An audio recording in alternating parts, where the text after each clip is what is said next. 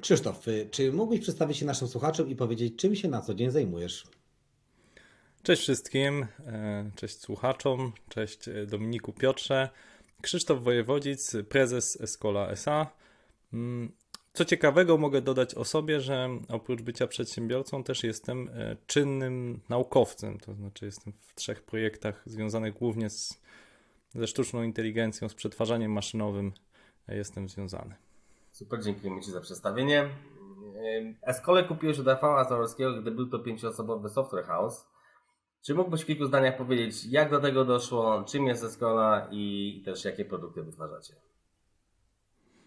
To mi wyciągnęliście głęboką przeszłość, bo teraz Rafał ma swoje 5 minut, a słyszałem, widziałem w internetach, że kilka milionów udało mu się wyspekulować na giełdzie.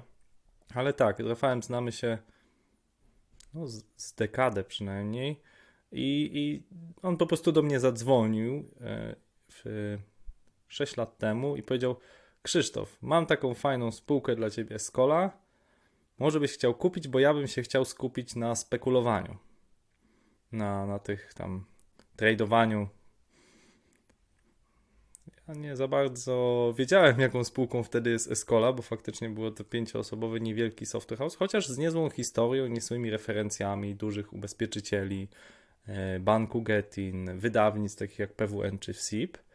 I głównym powodem zakupu była właśnie ta chęć zdobycia tych referencji, jak i Escola miała w swojej dyspozycji wartość intelektualną w postaci platformy e-learningowej.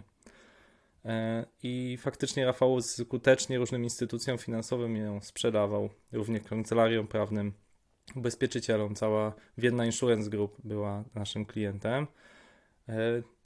No i pomyślałem, że to całkiem niezły pomysł, żeby wrócić do biznesu. Ja wówczas pracowałem na uczelni.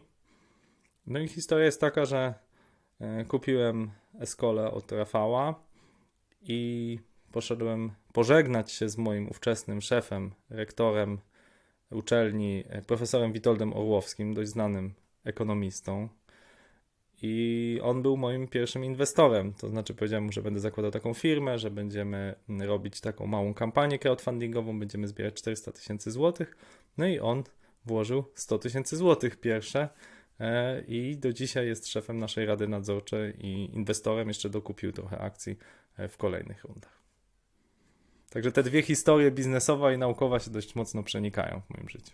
Zakładam, że nie żałujesz, tym bardziej, że od tego czasu firma urosła od 5 do ponad 100 osób. Jest jedną z najszybciej rozwijających się firm IT w Polsce. Na ile do tego wzrostu przyczyniła się akwizycja, czyli przejmowanie innych firm, a na ile był to wzrost organiczny? To jest dobre pytanie. Ja bym powiedział, że gdzieś pół na pół, to znaczy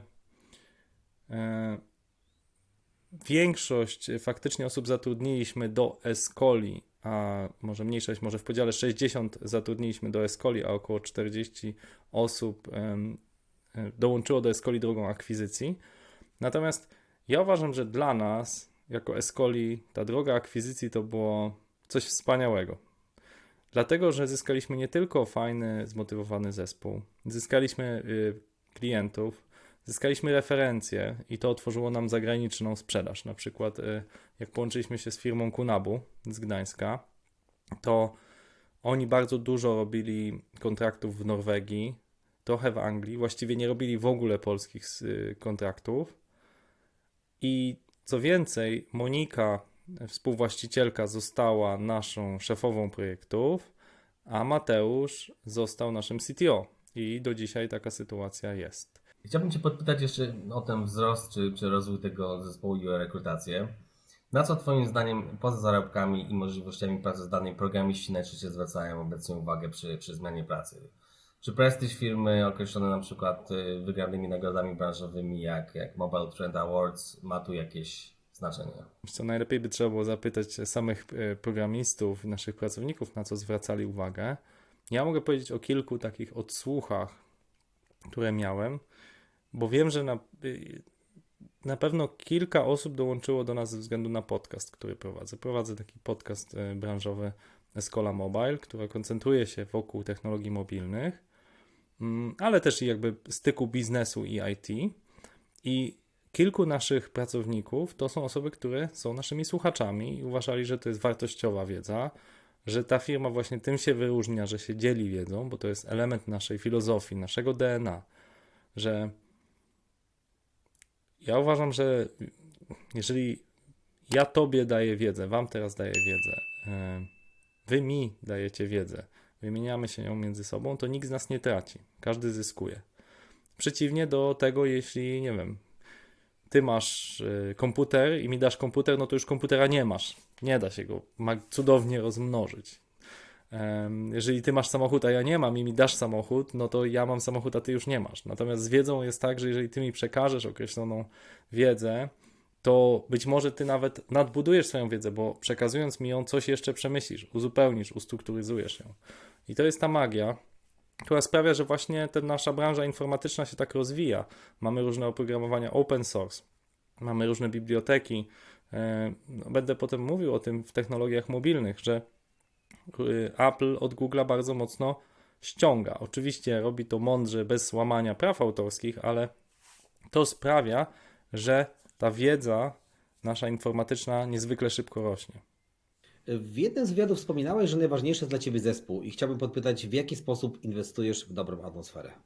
No ja tak zaobserwowałem, że tacy bardzo dobrzy menedżerowie, których ja obserwuję i szanuję, zawsze mówią zespół i z czasem się przekonałem, że faktycznie tak jest, że to zespół ciągnie firmę.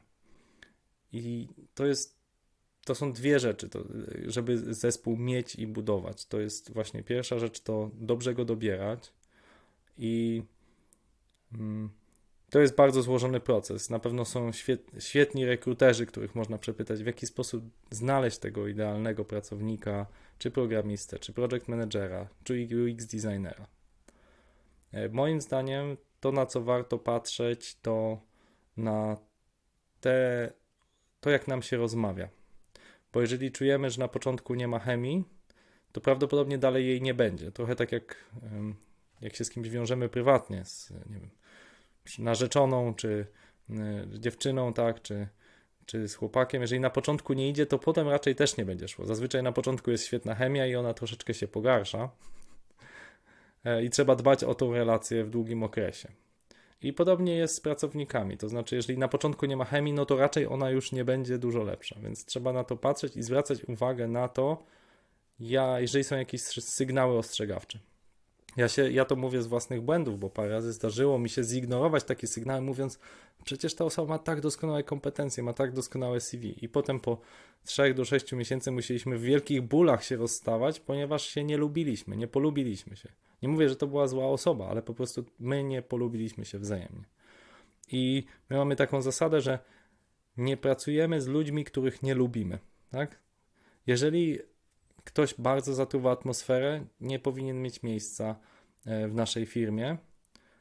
Oczywiście konflikty się zdarzają, to nie jest tak, że wszędzie tylko rosną kwiatki na łące Escoli i biegają po niej jednorożce i wszyscy są dla siebie mili. Są trudne sytuacje, trzeba rozwiązywać konflikty, są problemy wewnętrzne, problemy z klientami, problemy na stykach działów.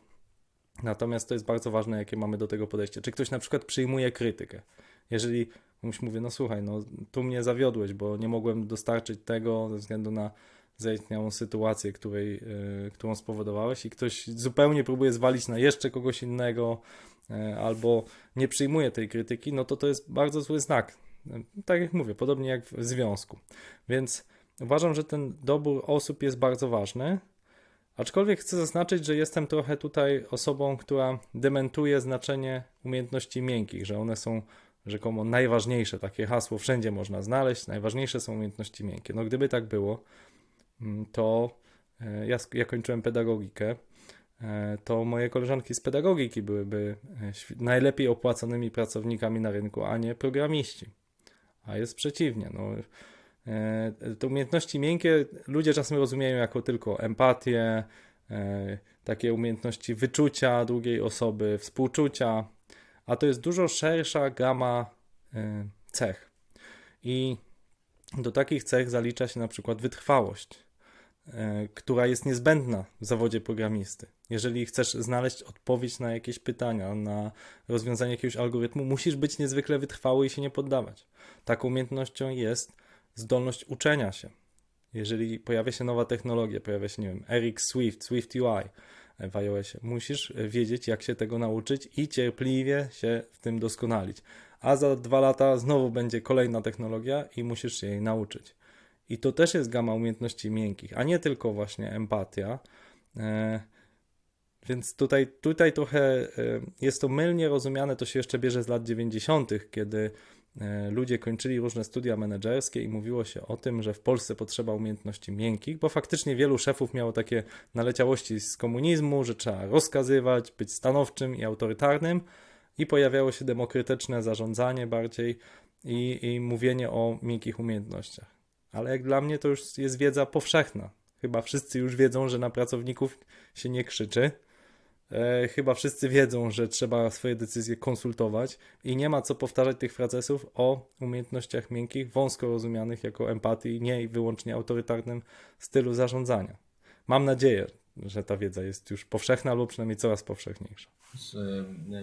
Ostatnio słyszymy, że jest powszechna, ale często to się też zdarza, że słyszymy o tym, że jakby umiejętności, te kompetencje miękkie, często ludzie odbierają, że to jest taka jakaś ekstrawertyczność, tak? Czyli że ktoś jak dużo mówi, łatwo się komunikuje, to już jest to. Tak naprawdę to nie do końca jest prawda. To masz rację. Wiele moich nieudanych rekrutacji, bo miałem też wiele nieudanych rekrutacji, czy w Escoli, czy we wcześniejszych firmach, to właśnie były osoby, które świetnie wypadły na rozmowie, tak? Bo tak jak powiedziałeś, Piotrze, miały dobre gadane, no ale potem okazuje się, że trzeba przez cały dzień przeanalizować jakieś skomplikowane dane, no i te osoby nie były w stanie tego zrobić, miały wielką ochotę i potrzebę rozmowy. Co więcej, często przeszkadzały innym w robieniu bardzo ważnej analizy danych. No więc to warto o tym pamiętać. Ja kiedyś zatrudniałem sam na samym początku Escoli, właśnie ukuliśmy taką zasadę, że zawsze muszą być co najmniej 2 osoby na rozmowie i że powinny być co najmniej 2 rozmowy. Tak? To nam i z inną osobą ta druga rozmowa, czyli nie może być to ten sam zbiór osób.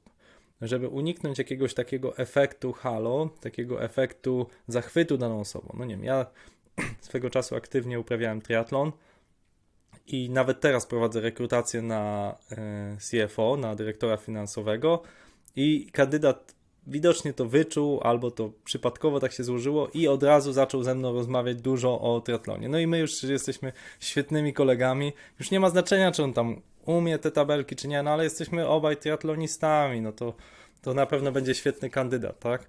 No tylko, że akurat osoby 2, które były ze mną, nie interesują się triatlonem i miały inną opinię o tej osobie i ja wtedy tak otrzeźwiałem, nie no faktycznie, no i to nie szukamy triatlonisty, amatora, tylko szukamy dyrektora finansowego, nie? Więc chodzi o takie sytuacje. A powiedz mi jeszcze, bo wspomniałeś, że ważna jest też ta wytrwałość i umiejętność, chęć nauki nowych rzeczy. Czy masz jakiś sposób na to, żeby takie osoby, takie kompetencje w ludziach sprawdzać? Gdzie takie osoby pozyskać? Wiesz co? Tak, jest taki zestaw pytań, które zadaję, ale czasem to widać z przebiegu rozmowy czy przebiegu kariery danej osoby. Dopiero niedawno zatrudniłem takiego programistę, właśnie iOS, który chyba nie był nawet z wykształcenia stricte informatykiem, tylko kończył jakąś elektronikę czy inny inżynieryjny kierunek. I on przez ostatnie 3 lata wstawał o 5 rano, wliczając w to okres, kiedy miał małe dziecko, i przez pierwsze 2 godziny dnia uczył się iOS-a. No to ja nie muszę go pytać, czy on jest zmotywowany, żeby się rozwijać, bo on to pokazał. Przez ostatnie 3 lata dzień w dzień wstawał. I mimo, że na papierze on był relatywnie mało doświadczony, miał 3 lata doświadczenia, to wrzuciliśmy go dość złożony projekt i on sobie tam świetnie radzi. I to nie jest przypadek. Jest bardzo chwalony przez naszego szefa akurat działu iOS, że widać w nim determinację do rozwiązywania tych trudnych problemów. Tak? Umiejętności poszukiwania. Więc oczywiście masz rację tutaj, Dominik, że to nie są pytania, które czy masz determinację? No, każdy powie, tak, mam. Czy jesteś wytrwały? Oczywiście, że jestem wytrwały. No, ale zadając jakieś konkretne pytania o systematyczność nauki, o systematyczność wykonywania pewnych zadań, od razu widzisz, czy ktoś ma tą determinację. Inny przykład to nasza szefowa sprzedaży. Ona od 1500 dni, czyli to ile? Prawie 3 lata, prawie 5 lat, przepraszam, prawie 5 lat codziennie uczy się kilku języków obcych i mówi płynnie po włosku, po niemiecku, po rosyjsku, no nie mówiąc oczywiście o angielskim. I to się nie wzięło z przypadku, to wzięło się z ogromnej determinacji. Jeszcze po chińsku mówi. No oczywiście nie płynnie, ale rozumie podstawy chińskiego. To nie wzięło się z przypadku, tylko z ogromnej konsekwencji. I teraz jak ja muszę komuś zlecić, żeby systematycznie uzupełniał system CRM, żeby systematycznie robił kampanie, czy mailingowe, czy jakieś inne, to śmiem domniemywać, że jest korelacja między systematyczną, 5-letnią, codzienną nauką języków obcych, a tym, że ktoś systematycznie będzie pozyskiwał klientów dla firmy. Chciałbym się jeszcze podpytać odnośnie obecnej sytuacji na rynku. Bo rolę CEO Escoli zajęłaś w 2017 roku. Czy patrząc na to, co się obecnie dzieje na rynku wytwarzania oprogramowania, myślisz, że kupując firmę dzisiaj byłoby Ci łatwiej, czy trudniej ją rozwinąć? Myślę, że trudniej, dlatego że może odpowiem, bo to są dwa pytania w jednym. Pierwsze to jak zmienił się rynek od 2017 do 2022. Po pierwsze, rynek jest i będzie coraz bardziej konkurencyjny. To znaczy wytwarzanie oprogramowania w Polsce jest takim naszym wyznacznikiem. I jak sięgniemy jeszcze w dalszą historię, to profesor Janusz Filipiak, założyciel Komarchu, mówił, że jego przewagą konkurencyjną w latach 90., 2000, jak zaczynał firmę, było to, że miał świetnych inżynierów, programistów za 150 euro za dzień. I to była niezwykła przewaga konkurencyjna, że mógł, co ja powiedziałem, 150 euro za miesiąc im płacił, tak? Czy jakąś taką, on używał jakiegoś takiego określenia, że to było po prostu bezkonkurencyjnie tanie, a to byli świetni inżynierowie, tak? Jeszcze jestem w stanie sobie wyobrazić 20 parę lat temu przed inflacją, to jest realistyczne i też nie było wtedy takiej mody na wysokie zarobki w IT. W tej chwili nadal Polska ma trochę tańszych inżynierów, informatyków niż Hiszpania, czy Niemcy, czy Szwecja. Ale to już jest trochę. To może być, w zależności czy to jest Hiszpania, czy to jest Szwecja, to będzie powiedzmy od 10 do 40%. I ta różnica sprawia, że te firmy zagraniczne, szczególnie po pandemii, zaczęły otwierać bezpośrednio tu swoje przedstawicielstwa. Jak, nie wiem, firma Nike outsourcuje programistów w Gdańsku, czy, nie wiem, Capgemini, wielki taki moloch IT, taki w sumie wielki software house, ma biura już chyba w większości miast dużych w Polsce. No i, czy, nie wiem, Intel w Gdańsku zatrudnia bodajże 2000 inżynierów, ale też mniejsze firmy i startupy, zamiast korzystać z pośrednictwa software house'ów takich jak Escola, zaczęły zatrudniać bezpośrednio inżynierów, czyli jeśli cena godziny programisty Escoli to jest 60 euro, czyli przy 160 godzinach 6400 euro, to można zapłacić zamiast tego, nie wiem, 4000 euro i zatrudnić kogoś bezpośrednio. Tak? Oczywiście to nie daje nam jakiejś takiej transferowalności i muszą wejść wtedy, jak działa polski rynek, przeprowadzić dość złożoną rekrutację, więc nadal chętnie korzystają z software house'ów zagraniczni klienci, ale jeżeli chcą zbudować jakiś zespół, mają kompetencje rekrutacyjne, to często wolą zatrudniać bezpośrednio taką osobę, no, redukując swoje marże i to jest też pewne novum w obecnej sytuacji, że zagraniczne firmy, czy amerykańskie, niemieckie, szwedzkie, nauczyły się już rekrutować w Polsce, wiedzą czym jest portal No Fluff Jobs czy Just Join IT, jak tam umieścić ogłoszenie, przeprowadzić rekrutację, jest wszystko zdalne, nie muszą mieć biur, większość tych programistów wystawia fakturę i o ile nie chcieliby w przypadku 2-3 osób mieć umowę o pracę i tych wszystkich złożonych rzeczy, no to w przypadku wystawiania faktur jest to relatywnie łatwe. I to jest, wydaje mi się, coś, co wpływa na konkurencyjność w tej chwili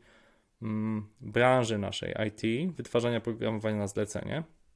Druga rzecz, która się zmieniła in plus, to stały dopływ tych inżynierów. To znaczy jest ogromna konkurencja, niemniej jest masę szkół programowania, bootcampów i różnych kursów, gdzie można się faktycznie nauczyć programować i wydaje mi się, że Polakom dalej bardzo zależy na wykształceniu, na edukacji, na lepszej pracy, no porównując bardziej niż Hiszpanom czy Niemcom, gdzie ta osoba pójdzie pracować do Starbucksa, czy do McDonalda, czy do gdzieś tam jeszcze indziej i też zarobi przyzwoite pieniądze dające godziwe życie.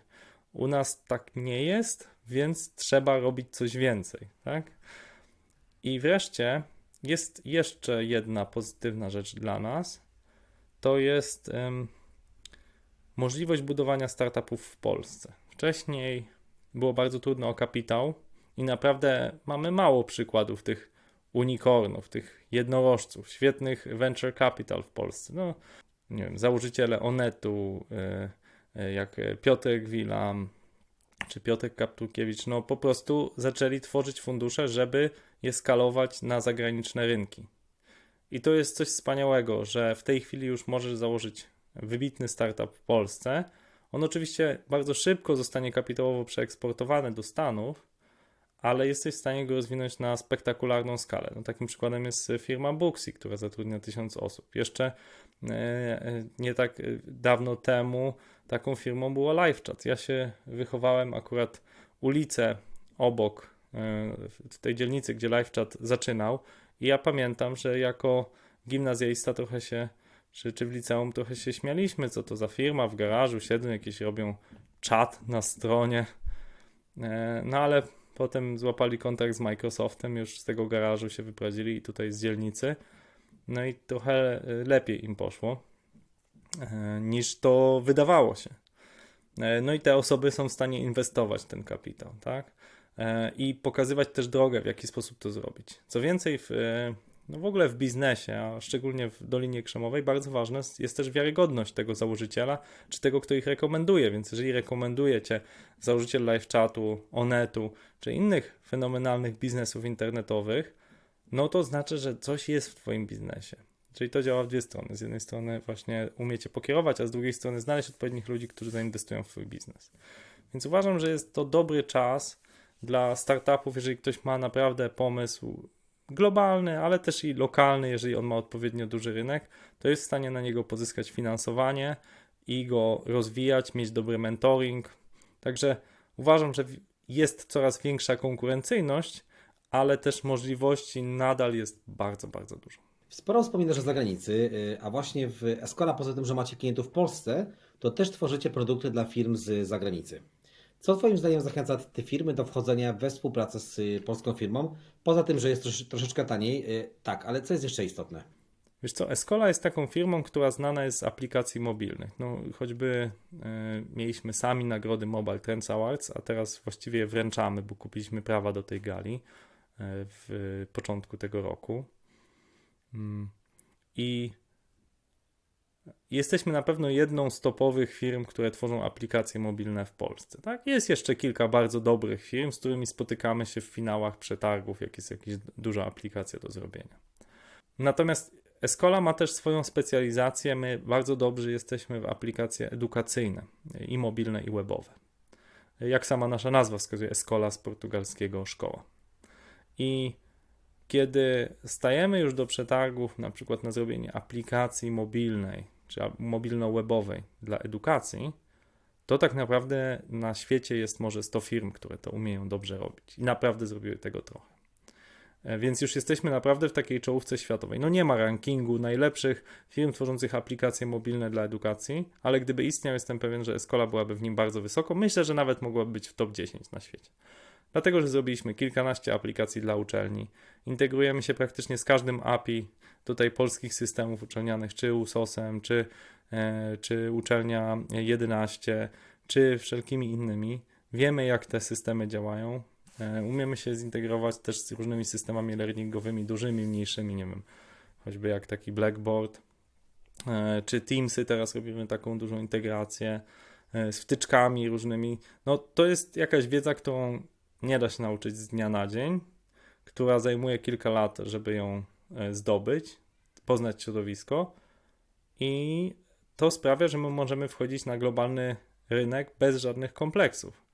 Że okej, dobra, jest firma, która się też nazywa Escola, jest szwajcarską firmą i Oni też zajmują się rozwiązaniami edukacyjnymi, są trochę mniejszą firmą od nas. Zresztą obserwowałem właśnie, jak ich przerastaliśmy, to no oni koncentrują się na środowisku tych niemieckojęzycznych rozwiązań, bardzo specjalistycznych, a my koncentrujemy się na anglojęzycznych rozwiązaniach, których jest troszeczkę więcej. Tak? Także to sprawia, że my możemy bez kompleksów wchodzić, mówię, przerastać naszych kolegów ze Szwajcarii. Zresztą współpracujemy z jedną firmą w Szwajcarii, która robi oprogramowanie dla FIFA, UEFA, wszystkich właściwie tych organizacji tak związanych z koszykówką, rugby i tak dalej. No i jest to bardzo udana też współpraca. Oni oczywiście mają na to odpowiednią marżę za to, że tworzą tam designy i wymyślają koncepcje bardzo złożone dla tych federacji. No więc my jesteśmy ich informatycznym ramieniem. Więc też z czasem weszliśmy w takie bliskie relacje i układy, bo pokazaliśmy, że dowozimy. To jest takie słowo, które chyba u mnie w firmie jest nadużywane, bo jest w sumie takie slangowe trochę, tak? Co znaczy dowozimy, ale w praktyce, jak się nad tym zastanawiałem, to chodzi o to, że często robimy coś, co nawet niekoniecznie nam się bezpośrednio opłaca, że już na przykład jesteśmy poza budżetem w projekcie, ale mimo wszystko chcemy usatysfakcjonować klienta. I to wcale nie jest powszechne podejście. No, w IT teraz w dostarczaniu oprogramowania dominuje podejście time and material, tak? Rozliczamy się za godziny programistów, a najchętniej większość tych dużych firm informatycznych, polskich szczególnie, oferuje coś, co jest najmniejszym ryzykiem i najprostszym rodzajem usługi, czyli dostarczymy Ci programistów. Tak? Takie firmy jak C, 7N, to właściwie dostarczają głównie, to są tak zwane kontraktownie, które dostarczają głównie programistów z jakąś tam marżą, kilkunastu do małych kilkudziesięciu procent. Nie znają ich właściwie, tylko zajmują się tym, żeby ich zrekrutować i umieścić na projekcie. To jest duża wartość, w takim sensie, że zapewniają ciągłość pracy tym programistom i dlatego oni chcą często być w takiej kontraktowni, dlatego że jeżeli jeden projekt się skończy, to zostaną przerzuceni do drugiego. Firmy z drugiej strony, które zlecają takie usługi, no to chcą mieć skalowalność. Teraz potrzebują dodatkowych 20 programistów, to ta firma nam ich dostarczy. Natomiast Escola nigdy nie miała wizji na bycie taką firmą, raczej chcę być firmą, która dostarcza rozwiązania, solutions, czyli aplikację, która ma usprawnić zarządzanie uczelnią. Aplikacja, która ma sprawić, że możesz łatwo obsłużyć event, jakieś wydarzenie. Aplikację, która ma sprawić, że możesz zwiększyć lojalność i zwiększyć sprzedaż w swoim sklepie.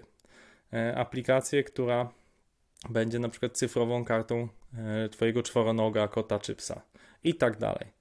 I to oczywiście oznacza dużo większe ryzyko, że się to nie powiedzie, ale dużo większą marżę w przypadku, jeśli się to powiedzie, bo dostarczamy Ci więcej niż programistów, których Ty musisz pokierować, my nimi pokierujemy, często nawet pomożemy klienta, partnera w wymyśleniu tego pomysłu. No i tak mówię, no w wielu obszarach mamy taką swoją specjalizację, mamy, wiedząc jakie wdrożyliśmy aplikacje, możemy trochę tej wiedzy zaciągnąć i zaimportować do kolejnego projektu. Chciałbym Cię jeszcze podpytać o programistów.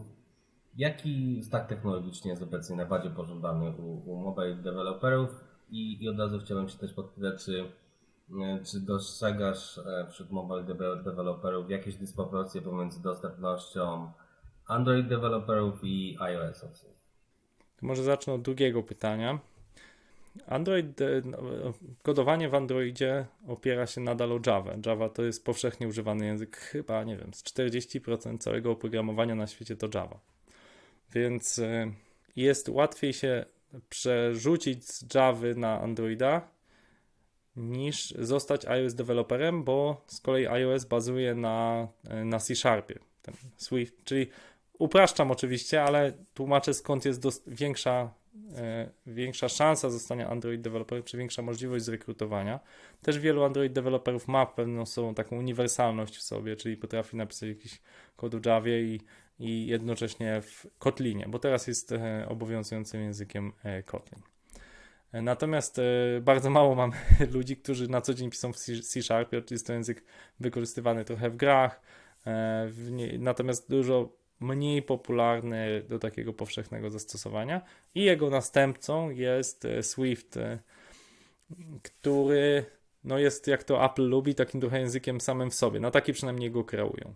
I dlatego faktycznie uważam, że programiści iOS jest taki to bardziej hermetyczny język, który też wymaga oczywiście specjalnego sprzętu, ponieważ napisanie aplikacji na Androidzie może być na PC-cie, może być na Macintoshu.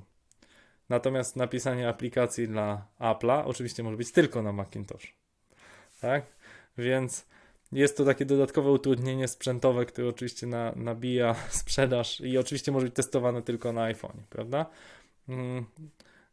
I to sprawia, że też jeżeli przez wiele lat zajmujesz się tego rodzaju językiem, to prawdopodobnie wejdziesz hermetycznie w te rozwiązania, w to środowisko i to daje ci trochę mniejszą elastyczność, no ale też sprawia, że choćby ze względu na, nie wiem, koszty sprzętu, tak, najnowszy MacBook z jakimiś tam 32 RAMu, jeśli chcesz tam wsadzić, a tyle wypadałoby mieć jako deweloper, no to wychodzimy w kwoty kilkunastu tysięcy złotych netto, tak, więc to nie jest tani sprzęt. Do tego dołożysz iPhone'a i nagle może się okazać, że wydałeś 20 tysięcy na sam sprzęt, tak, który co 2 lata oczywiście musisz wymieniać, ponieważ nie możesz testować na nie najnowszych iPhone'ach.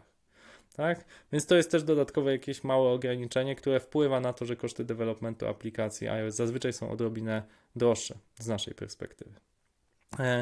Natomiast co chcę powiedzieć o tych językach, czyli Kotlin dla Androida i Swift dla iOS-a, to one coraz bardziej się do ciebie upodabniają. To jest takie zabawne, że też jak popatrzymy na kolejne odsłony w naszych telefonach, jeżeli korzystamy z iPhone'a, teraz będzie iOS 16, no to nagle Apple odkryło, że można mieć customowy ten home screen, tak? I że sobie będzie można mieć kilka ekranów i bardziej zmieniać ikonki. No to jest prawdziwa rewolucja dla Apple'a, który jakby jest bardzo hermetyczny, ale w Androidzie to mamy od wielu wersji, tak? To nie jest nic nowego.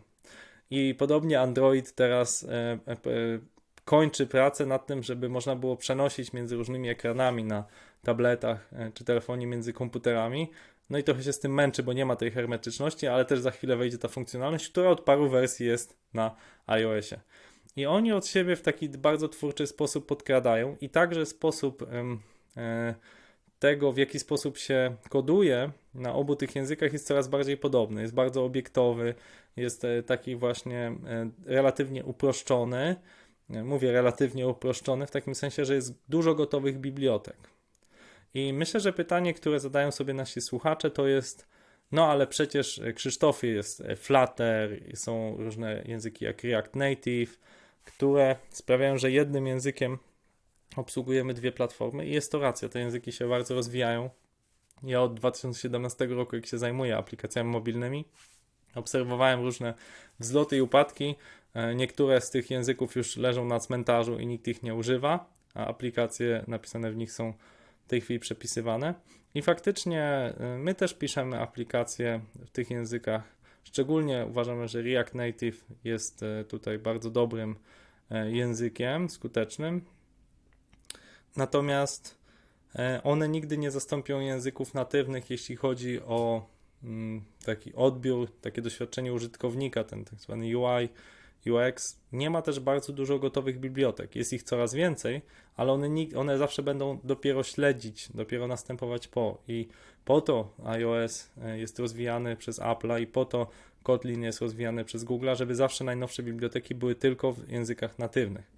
I to jest ogromna przewaga dla bezpieczeństwa, dla szybkości działania aplikacji, dla doświadczenia użytkownika.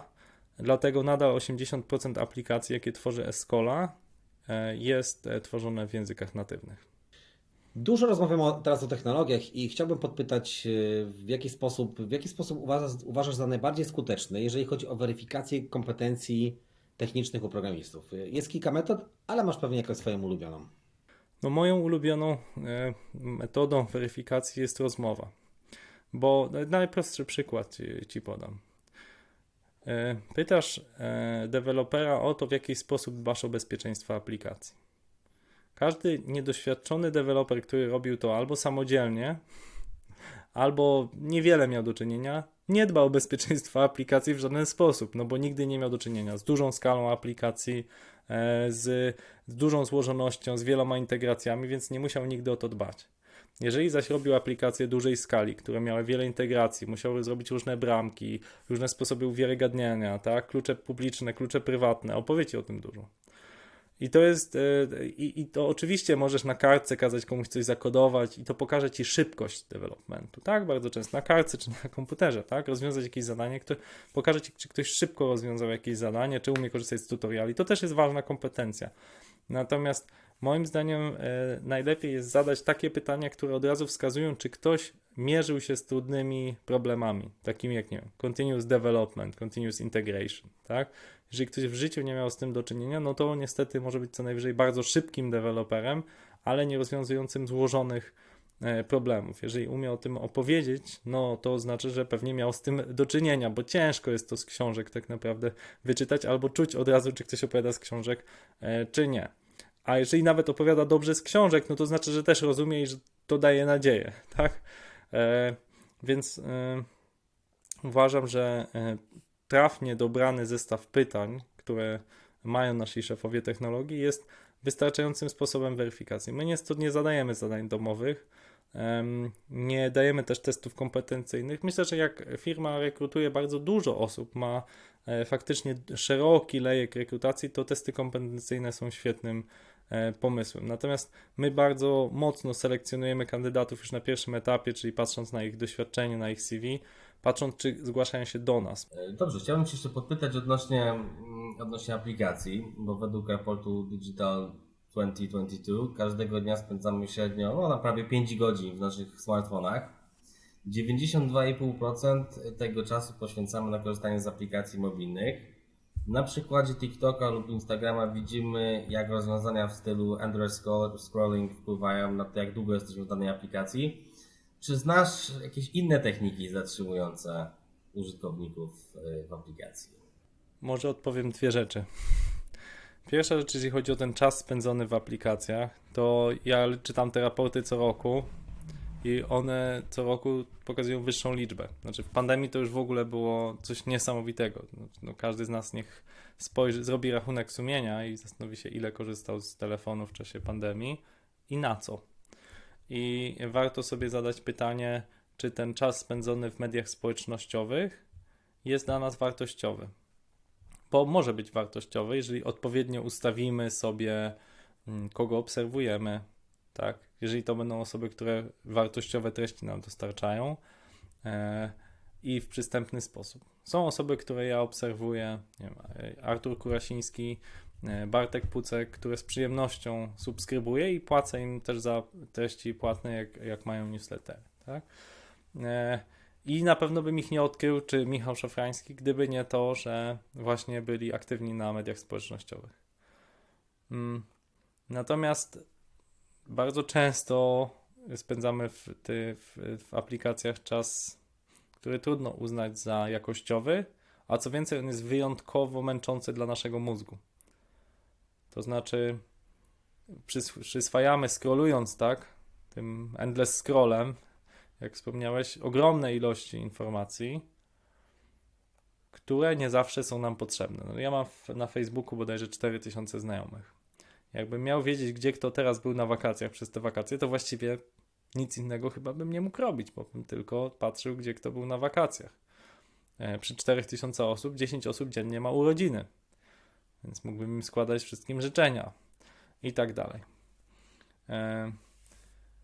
Jesteśmy w stanie mieć głębszą relację bliską według takiej teorii naukowej ze 150 osobami. I pewnie jakby każdy z nas się zastanowił, to licząc rodzinę, znajomych, no właśnie tyle osób, ile liczy duże wesele, to będzie gdzieś ze 150 osób. Tak? I tyle. I po prostu na więcej nie mamy czasu, jeżeli chcemy, żeby to była taka wartościowa relacja. Dlatego ja napisałem taki kurs, nazywa się Cyfrowy Dobrostan, cyfrowydobrostan.pl, wraz z Kamilem Śliwowskim, który jest ekspertem w tym zakresie. I przeciwnie, jak mnie pytasz o to, czy znam techniki, jak zrobić endless scroll i inne, oczywiście, że znam, ale nie chcę ich pokazywać, nie chcę ich instalować, chcę nauczyć ludzi, jak się przed nimi bronić. Bo zapewniam tutaj Was i słuchaczy, że najlepsi specjaliści od sztucznej inteligencji, niestety, ale zajmują się niekoniecznie tym, jak znaleźć lekarstwo na raka. jak sprawić, żeby walczyć z zatruciem naszej planety, tylko zajmują się tym, jak sprawić, żeby więcej czasu ludzie spędzali na Instagramie, TikToku i Facebooku. TikTok jest tego świetnym przykładem, bo to jest akurat apka właściwie oparta głównie o AI, żeby profilować naszą uwagę. I jest skuteczny bardzo ten AI. Skuteczniejszy niż hasztagi na Instagramie i inne rzeczy. I w tym kursie my opisujemy, jak właśnie powyłączać sobie te wszystkie rzeczy, bo większość z nich jest wyłączalna. Jest oczywiście poukrywane bardzo mocno przez Facebooka i TikToka, jak wyłączyć choćby autoplay. Prawie wszystkie te aplikacje społecznościowe, YouTube, Facebook, Netflix, jak skończyć jeden odcinek, to w sumie sam się klika kolejny. Nic nie musimy klikać. Jakie to jest wygodne, prawda? I kończymy potem na oglądaniu jakichś durnowatych filmików na pionowym ekranie. I po 15 minutach się łapiemy, co ja właściwie z tego wyciągnąłem dla siebie. Zmęczenie. Ogrom informacji, tak? Widziałem, jak ktoś super szybko układa cegły, jak ktoś świetnie wylewa wodę, jak ktoś pięknie skacze. Osoby, które w ogóle nie znam, nie mają dla mnie znaczenia. To było bardzo ciekawe i zachwycające przez tę krótką chwilę, ale czy ma jakiś wpływ na moje życie? Tak, takie ma, że jesteś bardzo zmęczony, a przy okazji zobaczyłeś reklamę nowego t-shirtu, nowych butów albo coś tam, nowego motocykla. To, co cię akurat interesuje. O to ci ludzie od AI świetnie zadbali. I uważam, że trzeba się nie dać i są do tego już znane. Uważam, że to w szkole powinno być nauczane w ramach edukacji medialnej. I właśnie, jeżeli istnieje przedmiot jak historia i teraźniejszość, to w tej części teraźniejszość powinno być o tym, jak się właśnie ustrzec przed nadmiernym korzystaniem z social mediów, bo to jest jedno z największych zagrożeń dla młodych ludzi. Czyli jak wyłączyć autoplay, jak skasować continuous scroll, jak odobserwować ludzi skutecznie, bo oczywiście wielu z nas dochodzi w którymś momencie do tego wniosku, muszę odinstalować Facebooka. I natomiast większość osób odinstalowuje i po 20 dniach wraca i tu was zaskoczę. Facebook dalej was pamięta i wcale nie kasuje waszego konta, tylko pozwala wam magicznie przywrócić wszystko do 30 dni. Tak? I ludzie kasują, potem wracają, bo faktycznie to jest jak rzucenie papierosów czy alkoholu z dnia na dzień. To jest bardzo bolesny proces. Nagle mamy bardzo dużo wolnego czasu i trochę nie wiemy, co z nim zrobić. No, nie wiadomo, co zrobić w poczekalni do dentysty. Jak nie scrollować, to co? No więc to jest trudna droga, ja sam ją przechodzę. Mam poustawiane różne limity na aplikację. Staram się raczej słuchać podcastów. Jak już jestem w poczekalni do dentysty, to zamiast scrollować, to wolę posłuchać czegoś, co ze mną zostanie na dłużej. Czy rozrywkowego, bo lubię sobie słuchać jakieś audycje podróżnicze czy górskie, czy czegoś, co jest dla mnie ciekawe z zakresu rozwoju zawodowego, niż koniecznie wiedzieć, że koleżanka, z którą studiowałem 10 lat, jej nie widziałem, była na wakacjach we Włoszech i właśnie pokazuje swoje nogi na basenie. Wspomniałeś trochę o sztucznej inteligencji i chciałbym Cię podpytać, jaki wpływ na rozwój aplikacji mobilnych właśnie ma ta sztuczna inteligencja i jaki będzie miała wpływ w przyszłości? Jak uważasz? Znaczy powiem może tak, że to, co się dzieje w tej chwili w sztucznej inteligencji, to jest coś niesamowitego dla mnie, w sensie mnie jako osobę, która trochę się tym zajmuje naukowo, ja jestem kierownikiem w 2 projektach. Jedna z aplikacji Miami English, ona ma za zadanie zindywidualizować naszą naukę angielskiego. W tej chwili, jeżeli weźmiemy typowe aplikacje typu Duolingo czy Duolingo Abusu, to pozostanie poprowadzenie jak na sznurku przez jakiś tam ciąg lekcji i nauczymy się określonego zestawu słówek. Natomiast mnie w Duolingo irytuje, jak muszę uczyć się słówek typu jakaś tam ostrzałka do paznokci, czy jakieś takie związane z kategorią beauty, bo pewnie nie użyję tych słów, bo mnie to nie interesuje, a bardzo lubię właśnie te związane, nie wiem, z zamawianiem, ze zwrotami, z podróżami, z rzeczywistością internetową. Czyli każdy ma jednak swoje potrzeby językowe. I ta aplikacja Miami English w sytuacji gry, bo jest to gra taka fabularna w takim świecie ala cyberpunkowym, ale w drugim tle dzieje się to, że język jest indywidualnie dopasowany do naszych potrzeb. Jeżeli jestem informatykiem, potrzebuję innego zestawu słówek. Jeżeli jestem stolarzem, potrzebuję innego zestawu słówek. Jeżeli jestem podróżnikiem, potrzebuję być może innego zestawu słów. I da się to poprzez algorytmy uczenia maszynowego dobrać do indywidualnej ścieżki. Druga aplikacja po Melody jest jeszcze bardziej złożona, ponieważ Ogromnym problemem teraz jest spektrum autyzmu u dzieci. Co 10 dziecko ma autyzm w tej chwili i możemy wcześniej je wykrywając trochę pomóc tym dzieciom. Natomiast najwcześniej można wykrywać autyzm w 4 roku życia za pomocą metod takich klinicznych. Natomiast wielu użytkowników tej aplikacji, to jest aplikacja muzyczna, raportuje, że widzi po reakcjach swoich dzieci, czy to dziecko ma spektrum jakiegoś autyzmu. No i postanowiliśmy zrobić badania, które pozwolą korelować to poprzez wykorzystanie odpowiedniej mimiki reakcji na dźwięki tych dzieci. Niezwykle trudne zadanie, ponieważ żeby było skuteczne, to potrzebujemy bardzo dużej baterii danych dzieci, które już wiemy, że mają spektrum autyzmu i jakby wcześniej zdiagnozowane. Więc idealnie właśnie byłoby mieć dostęp do takiego TikToka czy Facebooka, gdzie ktoś samodzielnie wrzuca pełno filmików i my jak dziecko ma już 12 lat, to my widzimy, że ono już w wieku 2 lat miało pewne zachowania, które korelują ze spektrum autyzmu i moglibyśmy to wcześniej wykryć. Dlatego te platformy społecznościowe tak skutecznie rozwijają, bo my jesteśmy w stanie w czasie oglądać ogromne baterie danych. I w tej chwili, jeżeli chodzi o sztuczną inteligencję, to jest po prostu prawdziwy wyścig zbrojeń. To, co pokazuje projekt DALL-E od Google'a chyba, to jest to, że jesteśmy w stanie już robić niesamowite rzeczy, ale też, że to wymaga gigantycznej mocy obliczeniowej. I to są czasami operacja jedna, żeby zbudować model, tak? No bo sztuczna inteligencja polega w sumie na tym, że program sam się pisze.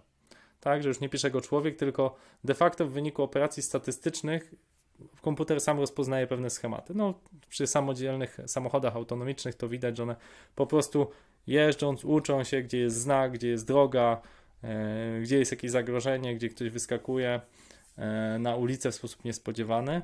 I dlatego autonomiczne samochody mają ogromne zresztą problemy w takich niestandardowych sytuacjach, w których człowiek, nie wiem, ktoś właśnie wybiegł nagle na ulicę, albo już ma wybiec i ty gdzieś kątem oka to widzisz i jesteś w stanie jakby zareagować.